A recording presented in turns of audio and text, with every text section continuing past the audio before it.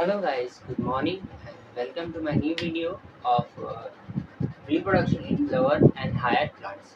चलो आज हम लोग करने वाले हैं सेक्सुअल रिप्रोडक्शन। प्रीवियस में मैंने ये सेक्सुअल रिप्रोडक्शन पढ़ाया था। ओके, अभी इसमें क्या होता है देखो, it involve fusion of two compatible gametes और सेक्स। इसमें क्या होता है, दो गैमेट का फ्यूजन होता है। अगर गैमेट का फ्यूजन नहीं होगा तो सेक्सुअल रिप्रोडक्शन नहीं होगा। दूसरा है sexual reproduction involve two major events. इसमें टू मेजर इवेंट्स होते हैं। अगर ये इवेंट्स नहीं होंगे तो गैमेट का फॉर्मेशन भी नहीं होता है। जैसे कि मियोसिस। मियोसिस ऐसा एक प्रोसेस है जिसमें एक मतलब जो भी आपके जर्म सेल है जो डिप्लॉयड होते हैं उसको हाफ करने का काम कौन करता है? मियोसिस करता है, जिसकी वजह से गैमेट बनते हैं, हैप्लॉइड गैमेट बनता है।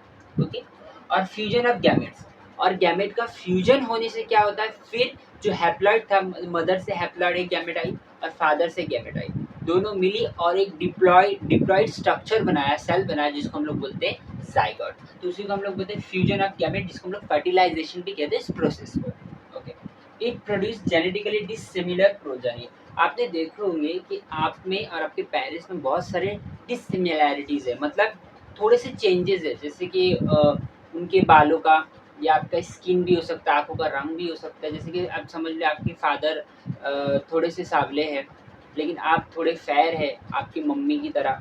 लेकिन ऐसा है कि मम्मी और पप्पा दोनों सांवले, लेकिन आप फेयर हो। तो ये चेंजेस है, इसी को हम क्या कहते हैं, डिसिमिलैरिटीज कहते हैं। ओके, अब इसमें क्या होता है, fusion of male and female gametes को हम क्या कहते हैं, फर्टिलाइजेशन कहते हैं। आपको ये याद रखना है। फॉर्मेशन ऑफ एम्ब्रायो को हम लोग एम्ब्रायोजेनेसिस कहते हैं। अब सेक्सुअल रिप्रोडक्शन जो है ना, 3 स्टेजेस में उसको क्या किया, ग्रुप किया गया है। फर्स्ट है प्री फर्टिलाइजेशन, सेकेंड है फर्टिलाइजेशन, दूसरा है पोस्ट फर्टिलाइजेशन। प्री फर्टिलाइजेशन का मतलब क्या होता है, यहाँ पे जो ऑर्गेनिज्म, समझिए कि आप बच्चे थे, फिर बच्चे से जब 18 साल के हो तो आपकी क्या ग्रोथ हुई, आपकी बॉडी की ग्रोथ है, आप लंबे हुए, आपकी दाढ़ी बड़ी है वगैरह। तो ये प्री फर्टिलाइजेशन स्टेज में होता है। फर्टिलाइजेशन स्टेज मतलब ऐसा स्टेज जहाँ पे शादी होती है, बच्चे पैदा होते हैं, उसको फर्टिलाइजेशन स्टेज कहते हैं। और पोस्ट फर्टिलाइजेशन स्टेज मतलब अगर मैं बोलूँ इंसानों के हिसाब से, तो जैसे बुढ़ापा, अब वो सेक्सुअल रिप्रोडक्शन नहीं करेगा, अब वो मतलब उसकी ज़िंदगी खत्म हो गई, अब वो मर जाएगा थोड़े दिनों बाद। इसी को हम लोग क्या कहते हैं, पोस्ट फर्टिलाइजेशन कहते हैं। हाँ तो गाइस आप यहाँ पे देख सकते हैं पार्ट्स ऑफ फ्लावर, जहाँ पे जो स्टिग्मा, स्टाइल और ओवरी मिलके पिस्टल यानी फीमेल रिप्रोडक्टिव पार्ट बनाते, और यहाँ पे एंथर और फिलामेंट मिलके स्टेमेन बनाते। अगर मैं बहुत सारे स्टेमेन की बात करूँ उसको एंड्रोशियम बोलते, और अगर मैं बहुत सारे पिस्टल की बात करूँ तो उसको गाइनोशियम बोलते, जहाँ पे आपको पेटल, ओवरी, सेप्टिपल, सेपल्स, पेडिकल भी नज़र आ रहा होगा। और ये जो आपको देखिए स्टिग्मा, यहाँ पे पॉलन ग्रेन आके लैंड करता है, फिर पॉलन ट्यूब फॉर्म करता है वो। ओके, और ये स्टाइल है, स्टाइल से होते होते वो ओवरी के अंदर, ओवील के अंदर चला जाता है, जहाँ पे सीड फॉर्मेशन होता है। चलो भाई, अब शुरू करते हैं हम आगे का। प्री फर्टिलाइजेशन, जैसे कि मैंने आपको कहा, प्री फर्टिलाइजेशन का मतलब होता है ग्रोथ वाली स्टेज, ऐसी वाली ग्रोथ जिसमें बॉडी की डेवलपमेंट होती है, जिसमें सेक्सुअल रिप्रोडक्शन नहीं होता है। ओके, सिर्फ ग्रोथ होती है बॉडी की। अब स्ट्रक्चर ऑफ एंथर आपको पता होगा, एंथर क्या होता है। एंथर एक मेल रिप्रोडक्टिव चीज का पार्ट है, जो बहुत ही इंपॉर्टेंट, जो मेल गैमेट बनाता है। ओके, इसमें देखो, ये मैंने फ्लावर का कुछ डायग्राम बनाया एंथर के हिसाब से। देखो, ये जो दिख रहा है आपको, ये जो ये टिप में बनाया है, ये एंथर है। ओके, जो मेल गैमेट बनाता है। और जिस सिलेंडर लाइक जिससे ये जुड़ा रहता है, स्टॉक लाइक से, उसको हम लोग बोलते हैं फिलामेंट। और इस दोनों को मिलकर क्या बनता है, स्टेमेन बनता है। स्टेमेन जो है मेल रिप्रोडक्टिव पार्ट का बहुत इंपॉर्टेंट एसेंशियल पार्ट है। अगर ये नहीं होगा ये दो, तो मेल गैमेट नहीं बनेगा फ्लावर में। ओके, अब जिस चीज में ये अटैच है, तो ये फिलामेंट, इसको हम लोग बोलते हैं थैलेमस। क्या बोलते हैं, थैलेमस भी कहते हैं। अभी देखो ये फिलामेंट कैसी होती है, इसकी जो फिलामेंट है वो कैसी होती है, थिन होती है, पतली होती है, सिलेंडर होती है। आप अगर देखो तो सिलेंडर होती है, गोल पतली, अटैच टू एंथर। और किससे अटैच है, एंथर से अटैच है। ओके, अब देखो, जो एंथर होती है उसकी दो एंड्स होते हैं, एक होता है डिस्टल एंड जो अटैच विद एंथर, जो एंथर से ज्वाइंट होता है, मैंने आपको बताया यहाँ पे। दूसरा होता है प्रॉक्सिमल एंड, प्रॉक्सिमल एंड जो नीचे की तरफ होता है, जो अटैच होता है विद थैलेमस। देखो ये थैलेमस है, इसके ऊपर वो अटैच होता है।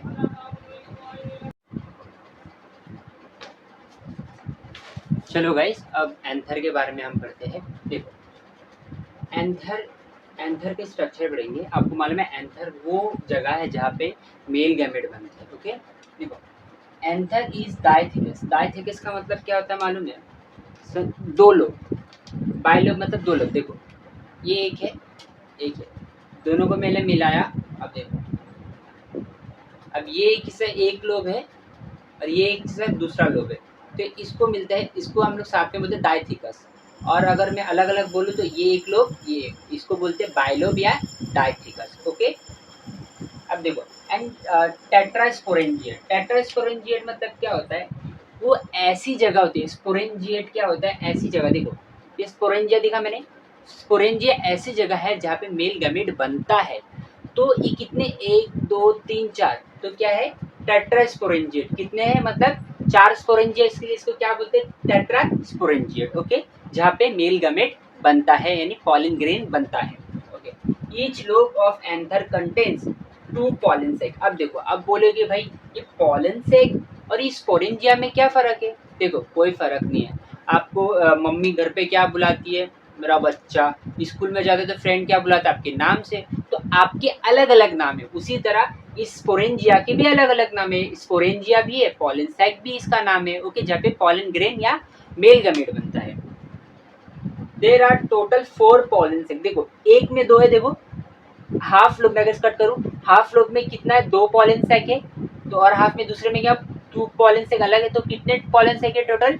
4 पॉलन सैक होते हैं। ओके अब देखो, अभी मैंने आपको ये बता दिया। अब देखो देखो यहाँ पे जो ना, यहाँ पे देखो, यहाँ पे ऐसे लेंथ वाइज दरार होती है, ऐसी दरार होती है। देखो ना क्रैक आती है तो ऐसा दरार नीचे से चार होता है। यहाँ से भी एक लाइन ऐसी जाती है, अंदर की तरफ मुड़ी हुई रहती है, और यहाँ से भी एक लाइन ऐसे अंदर की तरफ मुड़ी होती है, इस तरफ अंदर की तरफ घुसी हुई रहती है, जिसको हम लोग लॉन्गिट्यूडनल ग्रूव कहते हैं।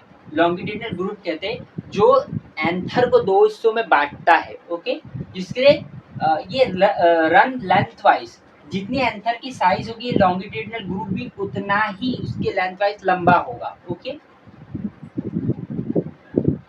एंथर इज टेट्रागोनल, टेट्रा मतलब चार, गोनल मतलब साइड। देखो एक साइड, दो साइड, तीन साइड, चार साइड, तो इसको हम लोग एंथर इज टेट्रागोनल भी कहते हैं या हैविंग 4 साइड्स भी कहते हैं।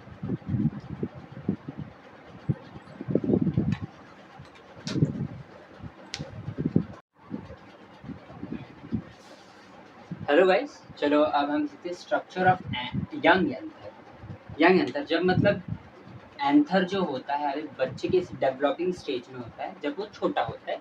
ओके तो देखो तब उसके ना 4 लेयर होते हैं। जो आउटर मोस्ट लेयर होती है उसको बोलते हैं एपिडर्मिस। एपी मतलब आउटर, डर्मिस का मतलब होता है लेयर, तो ये आउटर मोस्ट लेयर होती है। ओके एंडोथेशियम, एंडोथेशियम सब डर्मल मतलब इसके अंदर होती है। सेकेंड लेयर होती है लास्ट साइज होती है। ओके इसके बाद होता है मिडल लेयर, इसके जस्ट बाद होता है मिडल लेयर जो 1 और 2 लेयर थिक होती है, मोटी होती है। देन आता है टैपेटम। टैपेटम जो होती है इनर मोस्ट लेयर होती है, ये सिंगल लेयर होती है। डेंस साइटोप्लाज्म होता है। डेंस का मतलब पता है क्या होता है? देखो ऐसे ये एक सेल है, ये बहुत ज़्यादा गाढ़ा डेंस, ऐसे डेंस नेटवर्क रहती है इसके अंदर, पूरा गाढ़ा होता है, गाढ़ा गाढ़ा। ओके बहुत ज़्यादा डेंस होता है, उसको बोलते हैं डेंस। कोई चीज़ ज़्यादा घुसे होते हैं ना आपस में, घुस घुस के एक नेटवर्क जैसा स्ट्रक्चर बनता है, उसको बोलते हैं डेंस साइटोप्लाज्म। ओके बाय मतलब दो, या मल्टी मतलब बहुत सारे, न्यूक्लिएटेड मतलब ये जो टैपेटम होता है इसमें 2 न्यूक्लियस भी हो सकता है या 2 से ज़्यादा हो सकता है, तो उसी को हम लोग क्या कहते हैं? बाय या मल्टी न्यूक्लिएटेड सेल्स भी बोलते हैं टैपेटम को, इनर मोस्ट लेयर होती है। ओके अब ये जो आपको दिख रहा है, यहाँ पे मैंने बनाया था, जगह नहीं था तो हमने यहाँ बनाया। ये जो आपको दिख रहा है ये इनर मोस्ट लेयर है, जो टैपेटम कोई एक सेल्स जिसको वो कवर कर रही है, एनक्लोज कर रही है, अपने अंदर बंद कर रही है, तो इसको बोलते हैं स्पोरोजिनस टिश्यू। जो स्पोरोजिनस टिश्यूज होती है डिप्लॉयड होता है, मतलब 46 क्रोमोसोम हो सकते हैं इसके। अगर मैं ह्यूमन के हिसाब से लूँ तो 46 क्रोमोसोम है, अगर मैं हैप्लॉइड बोलूँ तो 23 क्रोमोसोम है। Okay form pollen grain. ये क्या करती है, सेल इसमें से मियोसिस करती है, मियोसिस करके पॉलन ग्रेन मतलब मेल गैमेट बनाती है, जिसका नाम है पॉलन ग्रेन बोलो या मेल गैमेट बोलो। ओके, ये बनाती है, मेल गैमेटोफाइट बनाती है।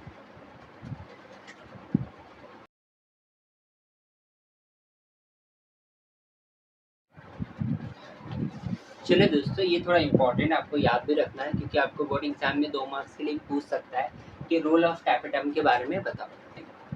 ये प्रोवाइड करता है nourishment to developing pollen grain. देखो, पॉलन ग्रेन और मेल गैमेट में आपको कंफ्यूजन हो सकता है कि क्या होता है या मेल गैमेटोफाइट। देखो, जो स्पोरेंजियस टिश्यू था, मैंने अभी बताया स्पोरेंजियस टिश्यू, जो मियोसिस से एक स्ट्रक्चर बनाता है जिसको बोलते हैं मेल गैमेटोफाइट।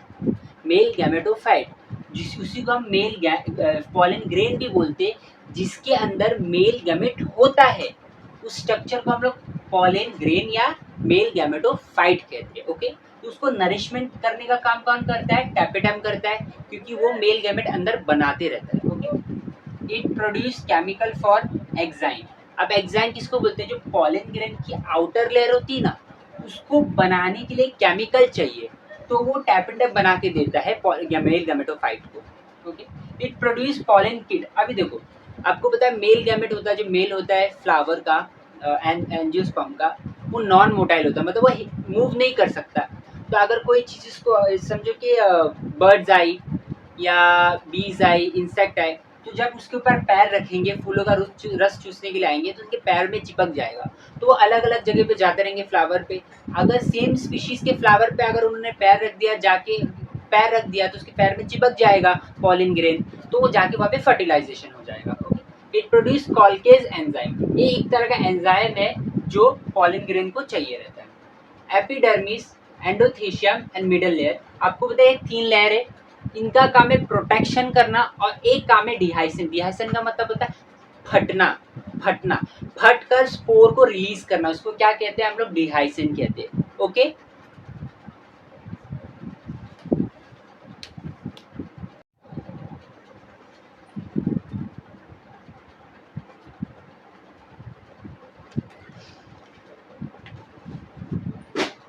हेलो दोस्तों, चलो अब हम देखते हैं स्ट्रक्चर ऑफ मेच्योर एंथर।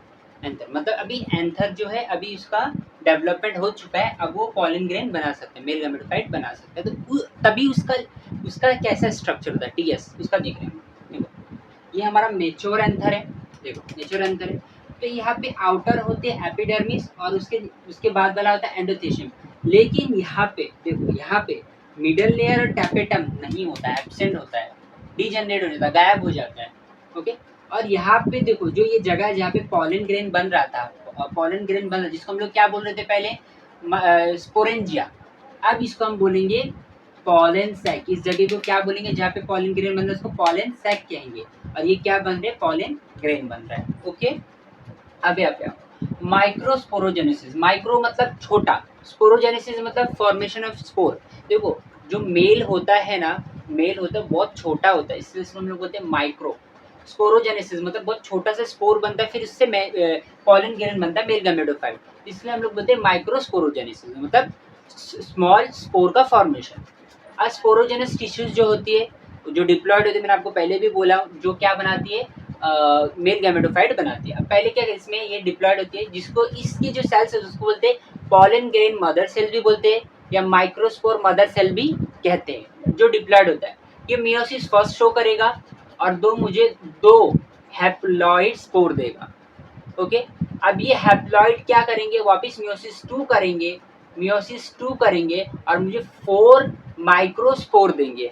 अब ये माइक्रोस्पोर माइटोटिक डिवीजन करके मुझे पॉलन ग्रेन देंगे। एक समझिए, एक पॉलन ग्रेन मदर सेल या एक माइक्रोस्पोर मदर सेल से हमें 4 पॉलन ग्रेन बनते हैं। ओके, तो टेट्रास्पोरेंजिएट भी सॉरी, इसको हम लोग 4 पॉलन ग्रेन मुझे देता है। ओके,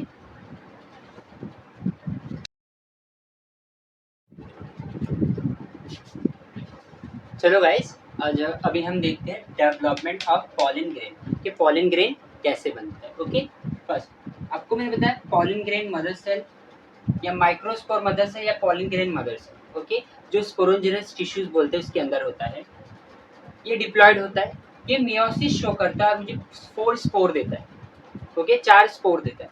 अब ये स्पोर में से कोई भी, मतलब ये चारों से ही पॉलन ग्रेन बनेगा, तो मैं कोई भी एक ले रहा हूँ, तो ये अपना साइज इंक्रीज करेगा, एक लार्ज वैक्यूल बनाएगा और एक न्यूक्लियस तो है ही इसके पास। ये क्या, यहाँ पे spindle form, asymmetric spindle formation होगा जो अनइक्वल साइटोप्लाज्म को डिवाइड करेगा। इसका जो साइटोप्लाज्म है अनइक्वल, मतलब एक छोटा सेल बनाएगा और एक बड़ा सेल बनाएगा एसिमेट्रिक करके। माइटोसिस फर्स्ट करता है, ये ऐसा होता है, फिर माइटोटिक फर्स्ट करके एक बड़ा सेल बनाता है जिसको बोलते हैं वेजिटेटिव सेल, और एक छोटा सेल बनाता है जिसको हम लोग बोलते हैं जनरेटिव सेल। ओके, फिर माइटोसिस वो सेकेंड करेगा जहाँ पे वो मुझे 2 मेल गैमेट देता है। जनरेटिव सेल का जो न्यूक्लियस होता है वो डिवाइड करता है और 2 मेल गैमेट देता है। और ये जो वेजिटेटिव सेल होता है ये फूड को रिजर्व करके रखता है, ताकि जब पॉलन ग्रेन को फर्टिलाइजेशन के वक्त अगर नरिशमेंट यानी कोई फूड चाहिए रहेगी, नरिशमेंट चाहिए रहेगी, तो इससे लेता है और पॉलन ट्यूब को डेवलप करने में हेल्प करता है वेजिटेटिव सेल। ओके,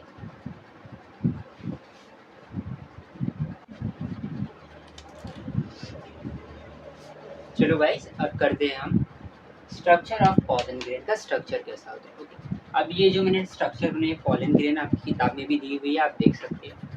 इसकी जो आउटर मोस्ट लेयर होती है इसको बोलते हैं एक्साइन। इसको क्या बोलते हैं? एक्साइन, जो आउटर मोस्ट होती है। और किससे बनी होती है? स्पोरोपोलानिन से बनी होती है। स्कल्प्टेड होता है डिसकंटिन्यूस, तो उबड़ खाबड़, देखो उबड़ खाबड़ ऐसी बनी, उसको बोलते हैं स्कल्प्टेड कहते हैं। नॉन बायोडिग्रेडेबल मतलब ये आसानी से डाइजेस्ट नहीं किया जा सकता। अगर जैसे आपने देखे होंगे बहुत सारी चीज़ें ऐसे बीज खाने के बाद भी वो डाइजेस्ट नहीं होता है। ओके, नॉन बायोडिग्रेडेबल होता है। ये रेजिस्ट करता है एंजाइम, एसिड या एल्कलाइन। अगर आप इसको एसिड में भी डाल दो, कोई एंजाइम के अंदर डाल दो, एल्कलाइन मीडियम में भी डाल दो, तो भी ये पॉलन ग्रेन सही सलामत में रहेगी, उसको कुछ नहीं होगा।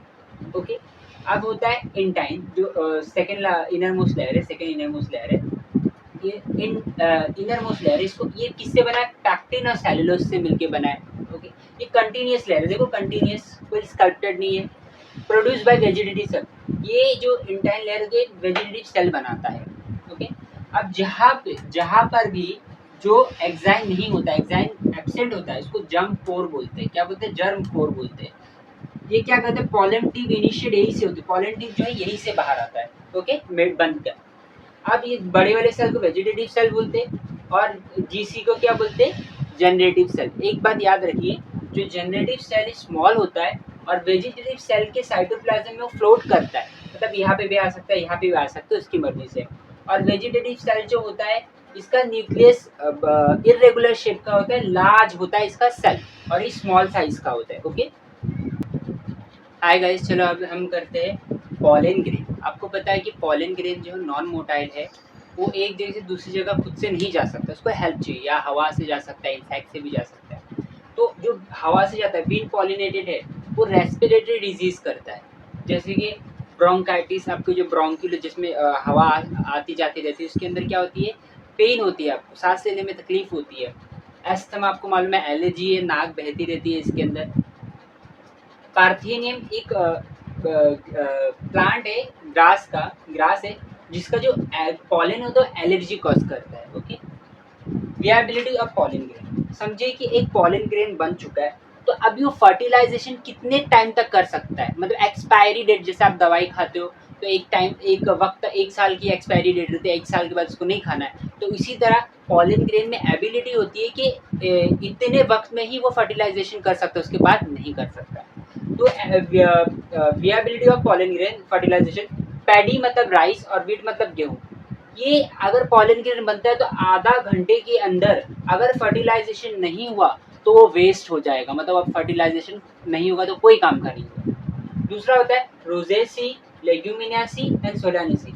ये एक प्लांट की फैमिली का नाम है, जो मंथ तक, 1 महीने तक, अगर समझो पॉलन ग्रेन बन गया, अब 1 महीने तक वो अगर कोई भी फ्लावर के स्टिग्मा पे गिरा, मेल फ्लावर पे, फीमेल फ्लावर पे गिरा, तो फर्टिलाइजेशन कर सकता है 1 महीना तक। अगर 1 महीने के बाद ज़्यादा हो गया तो फर्टिलाइजेशन वो नहीं कर सकता। अब देखो, जो पॉलन ग्रेन होता है फूड सप्लीमेंट के तौर पर भी इसको यूज़ किया जा रहा है फॉरेन कंट्रीज में। लाइक देखो टैबलेट्स के फॉर्म में इसको लिया जाता है, सिरप के फॉर्म में भी लिया जाता है। ये किसके लिए अच्छा होता है? एथलीट जो खिलाड़ी होते हैं उनके लिए, और रेसिंग हॉर्स जो रेस करते हैं हॉर्स, उनके लिए बहुत अच्छा है। पॉलन बैंक किसको कहते हैं? देखो हमें पता है कि ऐसे बहुत सारी चीज़ें विलुप्त हो जा रही है, तो इन फ्यूचर हम उसको प्रिजर्व करना चाहते हैं ताकि फ्यूचर में हम उनको प्लांट ग्रो कर सकते उस चीज़ से। तो देखो हम क्या करते, पॉलन ग्रेन को -196 टेम्परेचर पे इसको क्या करते, स्टोर करते किसके अंदर? लिक्विड नाइट्रोजन में, जो -96 इतना ठंडा होता है।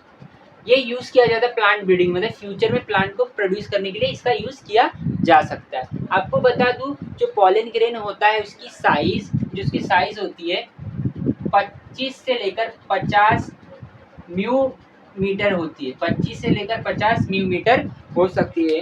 और एक बात बताना है मुझे कि जितने भी पॉलन ग्रेन होते हैं जिसके अंदर 2 मेल गैमेट बनते हैं, लेकिन मोस्टली 60% जो एंजियोस्पर्म होते 2 सेल के स्टेज में ही फर्टिलाइजेशन होता है। जब फर्टिलाइजेशन होता है तो स्टिग्मा, जो फीमेल स्टिग्मा होता है उसके अंदर वो माइटोसिस सेकेंड करता है और 2 मेल गैमेट वहाँ बनाता है।